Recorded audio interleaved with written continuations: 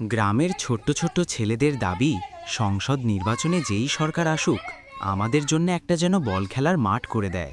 কিশোর দিবেন বল খেলার মাঠটাতে কাইং করে দিবে, দাড়িপাল্লা করে দিবে, দাড়িপাল্লা মাঠ করে দিবে। তোমরা কেন করে জানেন? ইসলামের দল।